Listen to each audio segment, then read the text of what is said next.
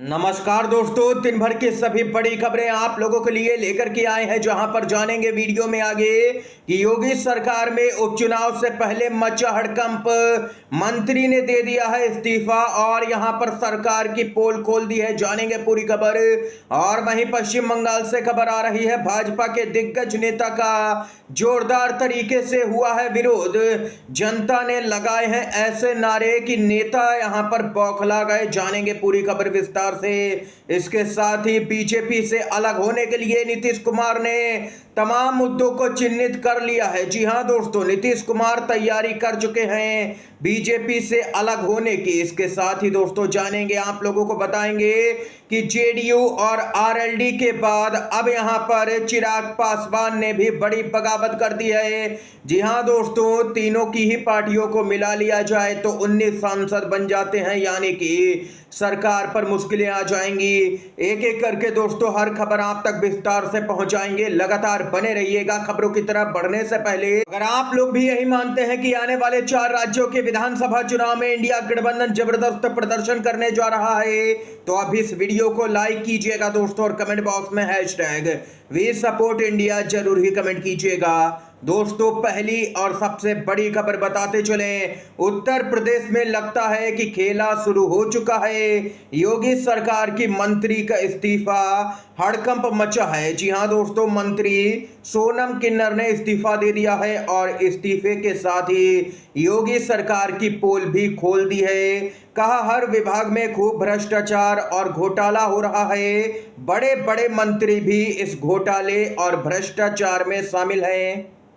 ये यहां पर दोस्तों देख सकते हैं कि अब यहां पर योगी सरकार की पोल उनके ही नेता खोलने लगे हैं और जबरदस्त तरीके से बगावत होती हुई नजर आ रही है। इस बीच एक चौंकाने वाली खबर आ रही है पश्चिम बंगाल से, जहां चोर चोर का शोर सुनकर के शुभेंदु अधिकारी को आ गया गुस्सा। पब्लिक को दिखा दी है चप्पल, मचा हड़कंप।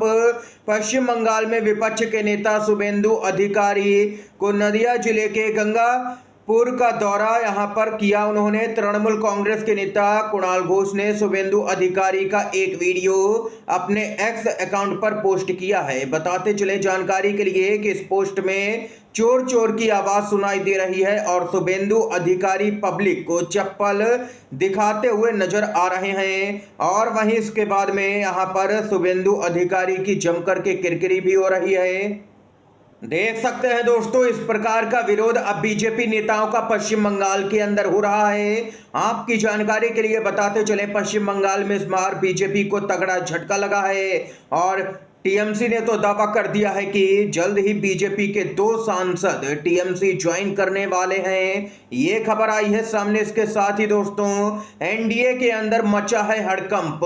बताते चले, कांवड़ रोड की दुकान में मालिक के नाम पर एनडीए में दरार। जेडीयू के बाद आरएलडी ने उठाया विरोध का झंडा। जी हां दोस्तों, जेडीयू सबसे पहले विरोध में उतरी। हमने आपको बताएंगे आगे कि कैसे जेडीयू तमाम तरह के यहां पर मुद्दों को चिन्हित कर रही है, जिससे यहां पर बीजेपी से अलग हुआ जा सके। और अब तो आरएलडी ने भी बगावती तेवर अपना लिए हैं। जाति धर्म के नाम पर विभाजन का नहीं करता समर्थन। कांवड़ रोड पर नामों का चिराग पासवान ने भी कर दिया है विरोध। अगर तीनों ही पार्टियों को मिला लिया जाए तो जेडीयू के 12, आरएलडी के 2 और चिराग पासवान के 5 सांसद बनते हैं, यानी कि कुल मिलाकर के 19 सांसदों की यहां पर तीनों ही पार्टियों ने बगावती तेवर अपना लिए हैं। और इतना ही नहीं दोस्तों, योगी सरकार के फैसले पर अभिनेता सोनू सूद का बयान आया है। हर दुकान पर केवल एक ही नेम प्लेट होनी चाहिए, मानवता की नेम प्लेट। दोस्तों अगर आप लोग भी इस बात से सहमत है तो वीडियो को लाइक जरूर ही कीजिएगा। और इतना ही नहीं, जेडीयू के प्रवक्ता केसी त्यागी का बयान आया। बोले, प्रधानमंत्री कहते हैं कि सबका साथ सबका विकास, तो उसे मानना भी चाहिए। यानी कि दोस्तों अब जेडीयू के नेता खुल करके बैटिंग करने लगे हैं और बीजेपी को निशाने पर ले रहे हैं। आम आदमी पार्टी के सांसद संजय सिंह ने कहा कि भाजपा की नस नस में नफरत भरी हुई है। योगी के फैसले के बाद भाजपाई दलितों, पिछड़ों, मुसलमानों का नाम पढ़ करके दुकान से सामान खरीदेंगे। और इतना ही नहीं, आरजेडी के सांसद मनोज झा का कहना है कि नाम पूछे जाने पर प्रधानमंत्री चुप है, इसका मतलब वो इस गुनाह में शामिल हैं। इसके साथ ही आरएलडी के प्रदेश अध्यक्ष रामाशीष राय बोले, दुकानों पर नाम लिखवाने का फैसला असंवैधानिक है पूरी तरह से, इससे सांप्रदायिक तनाव फैलेगा। ये यहाँ पर आरएलडी का भी बयान आया है, यानी कि कई पार्टियां यहां पर बगावती तेवर एनडीए के अंदर दोस्तों अपना रही हैं। प्रियंका गांधी की भी प्रतिक्रिया आई है। प्रियंका गांधी ने कहा कि समाज में जाति और धर्म के आधार पर विभाजन पैदा करना संविधान के खिलाफ अपराध है, यह आदेश तुरंत वापस लिया जाना चाहिए। ये प्रियंका गांधी का बयान आया है। दोस्तों, आप लोगों की इस पूरी खबर पर क्या कुछ राय है? आप लोग भी अपनी महत्वपूर्ण राय कमेंट बॉक्स में कमेंट करके जरूर ही बताइएगा।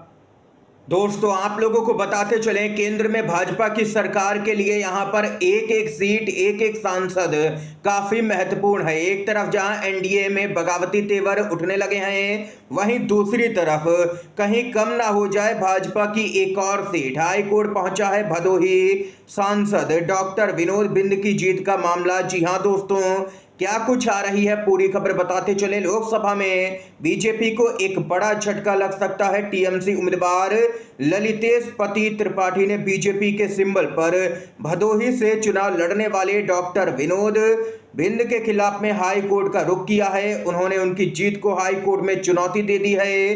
दायर की गई याचिका में बिंद के निर्वाचन को अमान्य घोषित करने की मांग की गई है। त्रिपाठी ने आरोप लगाया है कि बिंद ने निषाद पार्टी में रहते हुए भाजपा के सिंबल पर चुनाव लड़ा है। उनके इस कृत्य को संविधान की 10वीं अनुसूची एवं लोक प्रतिनिधित्व अधिनियम 1991 के नियमों का उल्लंघन माना जाए और उनकी सदस्यता तत्काल प्रभाव से रद्द की जाए।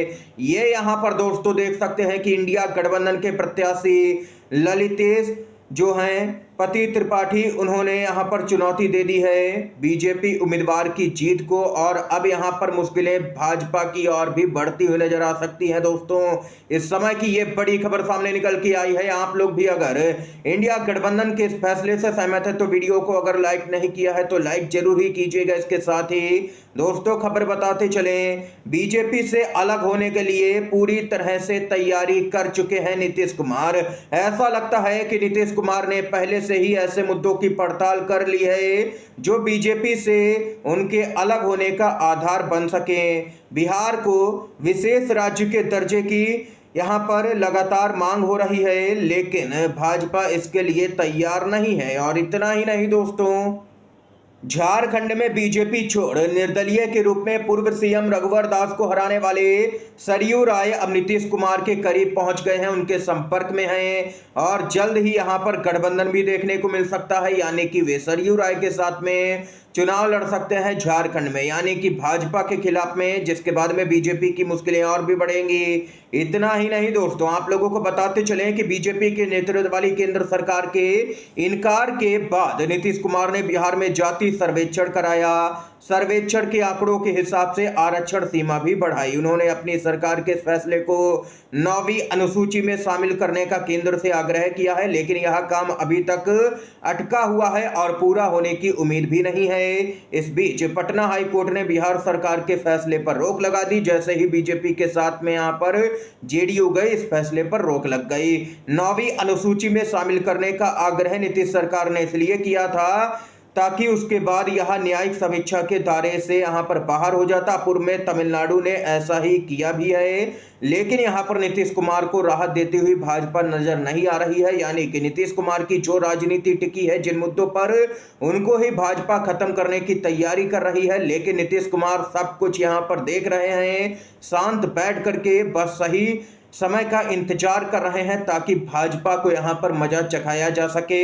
ये खबर सामने निकल के आई है, नीतीश कुमार ने तैयारी कर ली है दोस्तों। इसके साथ ही महाराष्ट्र से भ्रष्ट सरकार को हटाना लक्ष्य है। 20 अगस्त से करेंगे चुनावी अभियान की शुरुआत। कांग्रेस पार्टी का बड़ा ऐलान। आगामी महाराष्ट्र विधानसभा चुनाव की तैयारियों के मद्देनजर मुंबई में कांग्रेस पार्टी की एक बड़ी बैठक हुई है। बताते चले, इसमें कांग्रेस के संगठन महासचिव केसी वेणुगोपाल ने हिस्सा लिया। इस दौरान उन्होंने पार्टी की तैयारियों की समीक्षा करने के साथ साथ चुनावी रणनीति तय करने के लिए पार्टी के नेताओं और कार्यकर्ताओं को अहम दिशा निर्देश दिए हैं और कहा है कि इस भ्रष्ट सरकार को उखाड़ फेंकने का काम यहां पर एमवीए करेगा। पूरी तरह से यहाँ पर भाजपा के नेतृत्व में जो गठबंधन है उसको हराया जाएगा, ये कांग्रेस पार्टी का कहना है। दोस्तों, इस समय की सभी बड़ी खबरें थी जो हमने आप तक पहुंचाई हैं। वीडियो अगर आप लोगों को पसंद आया हो तो लाइक कीजिएगा, शेयर कीजिएगा ज़्यादा से ज़्यादा। आप सभी का वीडियो देखने के लिए बहुत बहुत धन्यवाद। जय हिंद, जय भारत।